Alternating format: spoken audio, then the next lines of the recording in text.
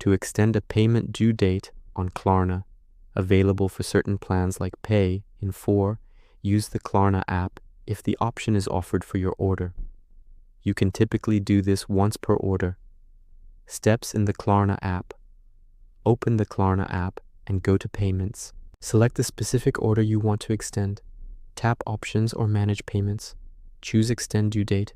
Review the new due date and any details, then confirm. Upcoming payments for that order will shift accordingly, often remaining bi-weekly from the new date. Check the updated plan by tapping Show Plan on the order page. Important notes: extension is not available for pay over time financing statements. Availability depends on your order type, payment history, and Klarna's policies. It may be limited, for example, a short extension like several days. No extra fee is usually charged for a one-time extension when paying on time afterward, but confirm in the app. If the option isn't shown or you need more help, for example financial hardship, contact Klarna support via the app chat or website.